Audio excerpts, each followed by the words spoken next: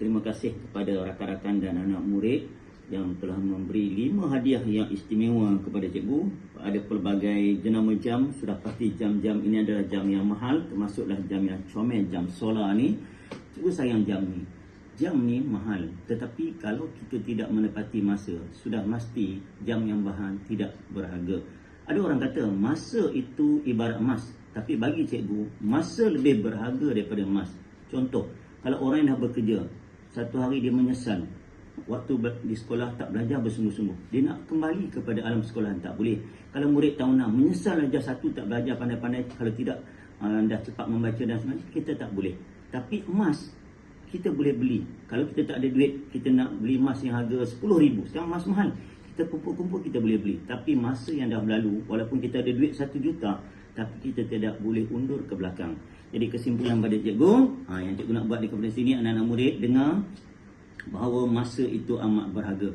Manfaatkan zaman persekolahan kamu ini dengan sebaik mungkin, supaya satu hari nanti kamu akan kenang masa yang kamu lalui. Sekarang masa pula cepat berlalu, sedar tak sedar, dah masuk bulan 2. Sedangkan hari itu baru masuk sekolah bulan 1. Sekarang dah bulan 2, nanti sedar tak sedar, dah habis darjah 6, dah pergi sekolah menengah. Masuk 5 tahun sekolah menengah, dah ambil SPM, dah masuk universiti. Habis universiti, dah bekerja, dah berkahwin dan sebagainya. Jadi masa yang ada, tolong hargai. Ibarat jam yang ada ini, yang menunjukkan masa pukul 1 ke pukul 12, jam ni setia. Jadi kepada anak murid, jika kamu masuk sekolah pukul 7.30, pergilah 7.30. Yang bekerja pukul 8, pergilah pukul 8. Jika kita berjanji nak minum dengan kawan pukul 5, tepatilah.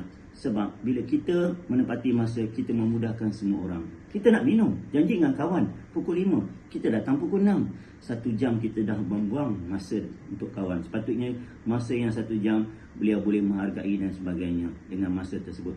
Jadi tepati masa ibarat macam detik jam, detik saat, minit dan jam tepat, dan kita juga kena pati masa. Akhir kata, terima kasih kepada rakan-rakan yang telah memberi pelbagai jenama jam yang mahal. Okey, dan insyaAllah cikgu akan pakai secara bergilir-gilir.